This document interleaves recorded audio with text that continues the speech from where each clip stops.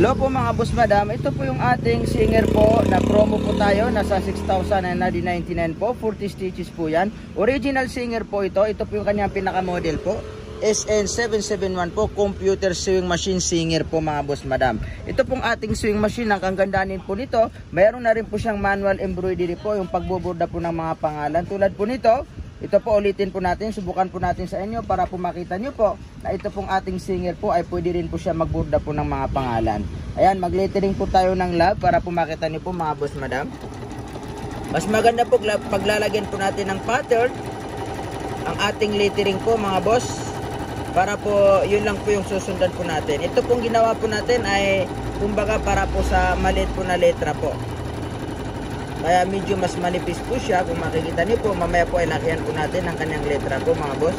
Halimbawa kung sakali po magbuburda po kayo ng mga pangalan sa inyo pong mga jacket o di po kaya sa inyo pong tuwalya po sa bahay, pwede naman po kayo magburda po ng manual embroidery po, tulad po ito po ginagawa po natin. Ayan, makita niyo po, ayan po yung sinulat po natin na love, di ba? Makita niyo po, di ba? Napakaganda po. Kung gusto niyo po ng medium po, mas malaki po ang kanyang letra, ito po ilagay po natin dito, medyo po laparan po natin ang kanyang zigzag po. Para po makita po natin ang kanyang pinagkaiba, ulitin po natin ang ating manual embroidery. Mag-lettering po tayo ulit ng love. Mas mainam po paglalagyan po natin ng pattern, para yun lang po yung ating susundan po para po sa ating manual embroidery. Ito pong makina po natin ay napakadali lang po siya i-operate, kahit din po sa mga baguhan, mga beginners ay kayang-kaya po ito i-operate. Ayan, para lang po tayong nagsusulat po ng pangalan. Siyempre pag magbuburda po tayo ay lagyan po natin ng pattern, para yun lang po yung ating susundan. Nasa 40 stitches po ito pong ating sewing machine. Marami na po siyang mga burda po na design na pwede po natin pagpilian. Ayan, tingnan po natin. Ayan po yung ating manual embroidery. Napakaganda po mga boss madam.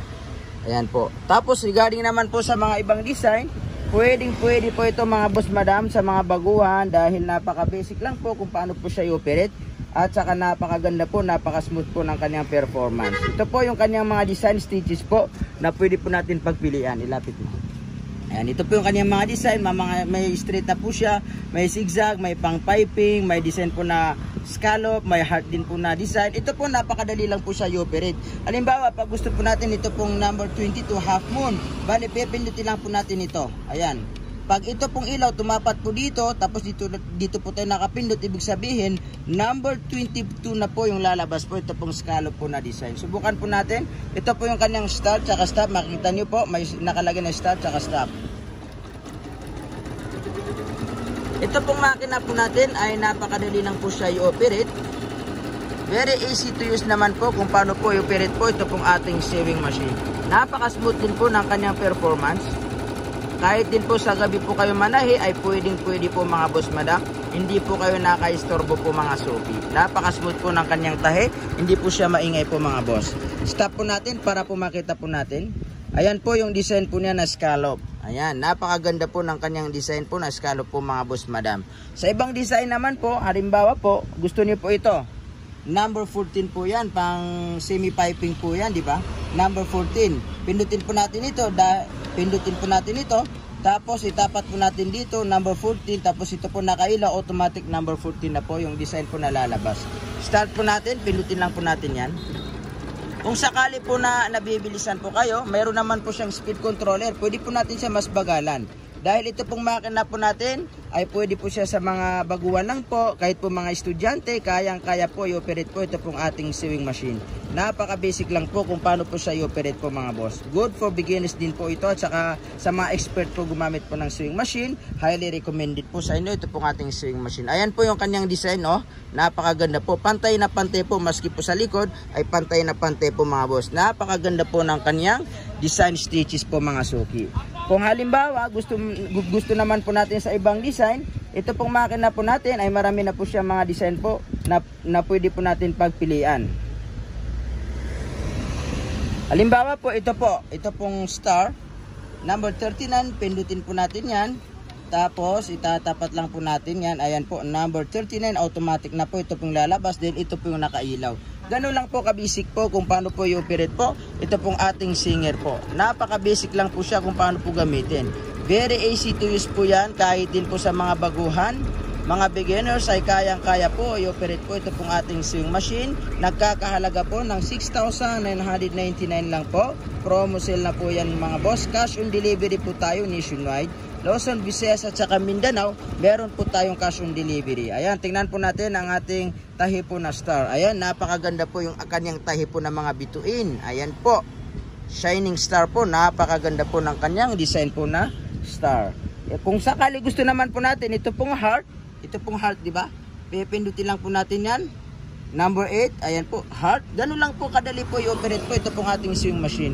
Then start po natin. Automatic na po yan, gagawa na po siya ng stitches po na heart. Napakahusay po ng kanyang performance mga boss. Kung gusto po natin maglagay po ng mga design sa ating mga damit o di kaya kahit saan po, pwede po mga boss. Ito pong ating new arrival po na singer po. Napakahusay po ng kanyang performance, napakaganda po ng kanyang mga design. Ayan, tingnan po natin ang ating ginawa po na heart. Napakahusay po. Stop natin. Ayan po, di ba? Napakaganda po ng kanyang kapuso na heart na ginawa. Ayan po, napakahusay po ng kanyang performance. Kung ano po yung nakalagay po dito, exactly po yun na rin po yung tahi po na lalabas. Halimbawa, kung gusto niyo po ito pong design, ito pong dahon, number 36. Itapat po natin dito. Ayan, number 36.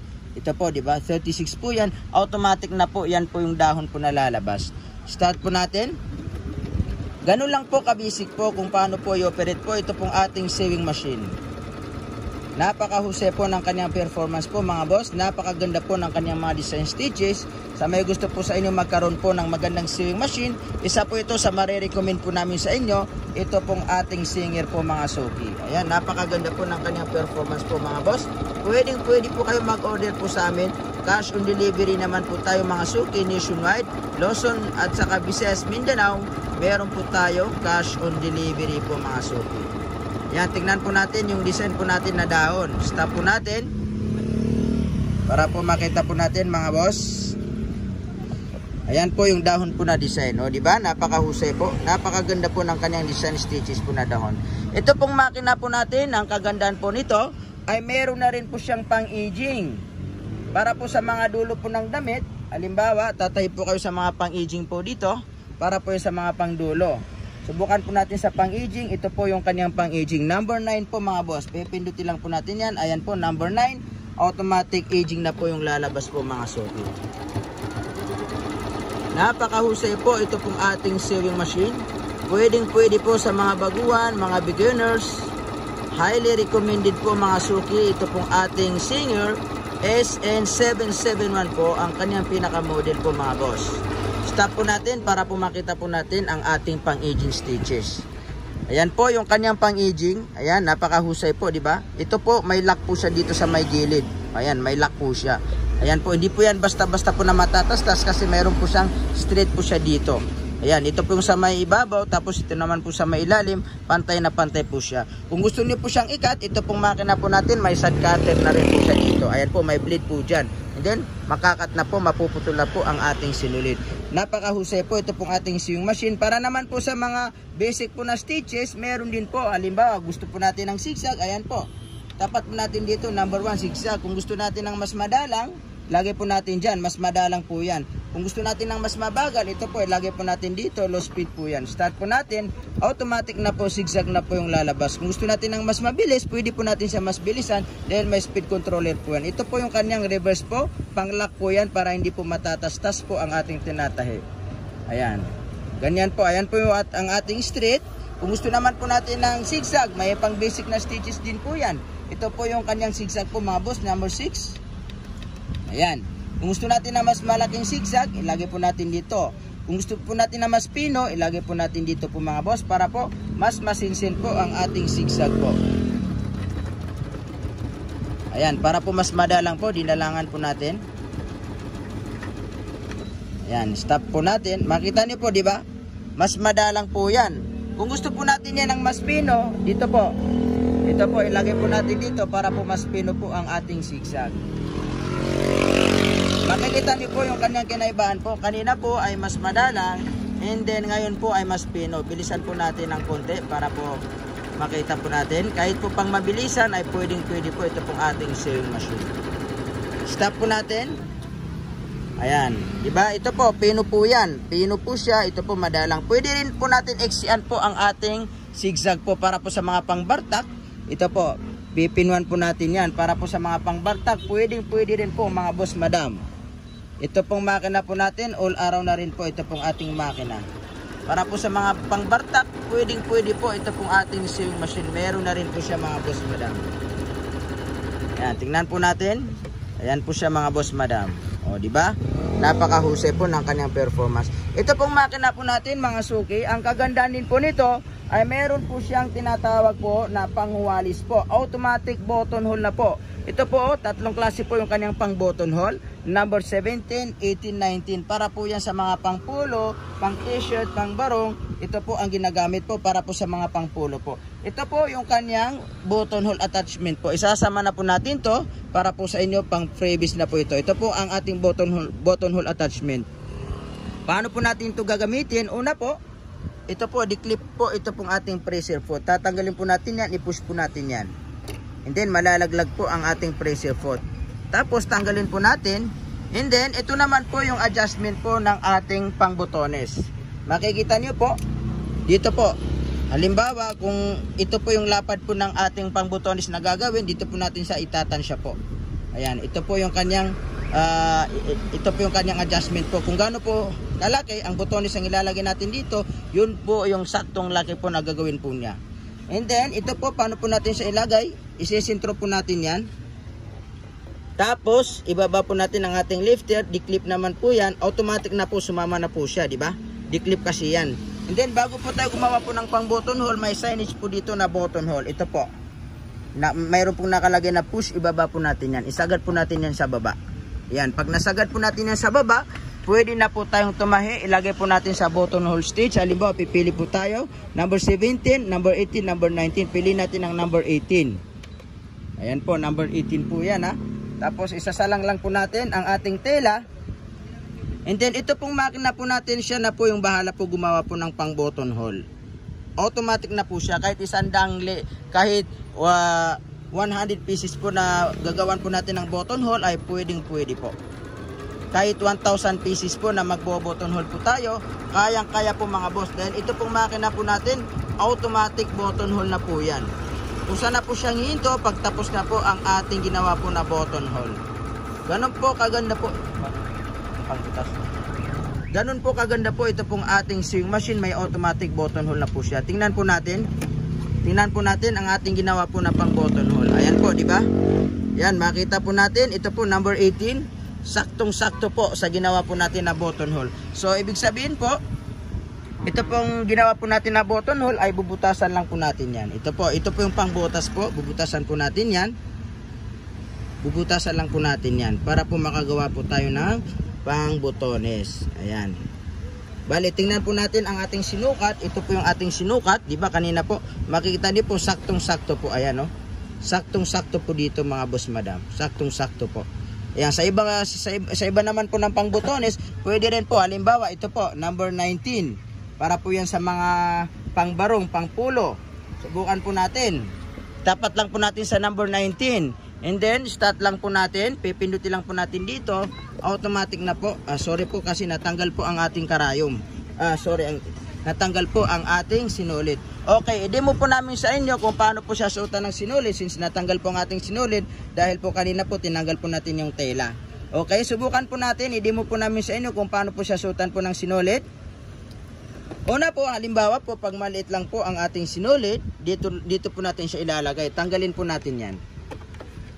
Pag maliit po ang ating sinulit, tulad po ng mga nabibili po sa market, dito po natin siya ilalagay. Pag malaki naman po, ilapag natin sa side ang ating malaking sinulit, tapos idaan po natin dito. Halimbawa, pag maliit lang po, ilalagay po natin dyan, tapos ilalagay po natin ito pong ating stopper. Ayan. And then, number 1, makita po natin, may mga guide naman po yan. Number 1 po, dito po natin siya isasabit. Number 1. Okay, number 1 po yan ha. Number 2, dito naman po, pababa na po yan. Dire-diretso po yan, pababa. Number 3, makita nyo naman po may arrow. Number 4, makita niyo po may U-turn po siya. Ayan, number 5, makita niyo po sa may take up. Minsan po kasi nakalubog yung take up, ikutin po natin ito pong hand wheel. Ikutin natin to papunta sa atin para po siya umangat. Nakita niyo po umangat po siya, di ba? Tapos idaan po natin diyan papunta po sa left side. And then dire-diretso na po yan pababa. Number 6, dito po natin siya idadaan. Pinakahuling sabit dito po sa may needle bar. Yan po ang pinakahuling sabit po mga boss madam. Okay, ang paglalagay naman po ng sinulid po sa may karayom, ang position po niya mga boss madam, ang position po niya ay paharap po. Ipapasok po natin ang ating needle po sa karayom ay paharap po siya. Ganyan po, di ba? Ganyan po, paharap po siya. Tapos hilain po natin. Ito pong sewing machine po natin, ang kagandahan po nito ay meron po siyang automatic, upo ka. Meron po siyang automatic threader. Tinatawag po na magic thread po. Yung automatic na po, ito pong sinulid po natin ay kung saan na po siyang papasok po sa may butas po ng needle. Paano po natin yan gawin? Una po, ito po isabit po natin dito. Yan, isabit natin dyan. Tapos ibaba po natin yan, isagad po natin yan, ibaba. Tandaan po natin, kailangan pag maglalagay tayo ng thread sa may needle, dapat po nakasentro po ang ating needle. Pag may lagay po natin yan, ikakabit po natin dyan. Mararamdaman po natin may maliit po na pin nakalagay po dun po sa may karayom. Pag bito ko po sa left hand ko, automatic na po papasok na po yung thread po sa may needle. Ayan po, nakita niyo po, di ba? Pumasok na po siya. Tapos hilain lang po natin. Hilain po natin. Ganun lang po. Ulitin po natin para po makita nyo. First, ito po isabit natin dito. Tapos ibaba natin ng sagad. Ito po nasa left hand ko. Tapos ipasok natin dyan. Pag bitaw ko ng left hand, automatic na po pumapasok na po yung sinulid po doon po sa may karayom. Ayun po siya oh. Tapos tanggalin, hilain po natin para po makuha po natin ang ating sinulid. Okay. Sa paglalagay naman po ng sinulid po dito po sa may bubina, pag naubusan po kayo ng sinulid, ito po ipupush po natin yan. Ipush po natin sa right side po. Ayan. Tapos mabubuksan na po ito, matatanggal po ito pong ating takip. Ayan. Wala kasi akong kuko kaya hindi siya matanggal. Ayan. Okay, natanggal po siya. Tapos, kunin po natin. Ito po ang ating bobbin winder. Halimbawa, pag naubusan po tayo dito ng sinulid, dito po. Saan po tayo magre-refill? Dito po natin siya ilalagay. Lagyan natin dyan. Tapos, ibul po natin yung i-refill natin na sinulid. Tulak po natin pa kanan. Pwede po natin idaan po dito ang ating sinulid na i-refill. O di kaya pwede rin po na hawak-hawak po natin. Start po natin dito. Automatic na po siya iikot. Ayan, di ba? Umikot na po siya. Pag puno na po yan, stop po natin dito. Ayan, tapos itulak po natin pakaliwa and then hugutin po natin. Kailangan pag magtatahi po tayo, always po nasa right side, left side po yan ha. Kasi pag nasa kanan po yan, kahit anong start po natin, hindi na po tatahi ang ating makina dahil iikot lang po siya. Dahil naka-rewinder po tayo. Pag tatahi po tayo, kailangan po nasa left side po ito. Sa paglalagay naman po ng sinulid, makikita nyo po may mga guide na po yan, may arrow na po siya. Kailangan po ipasok po natin doon po sa may kanal po sa may bakal.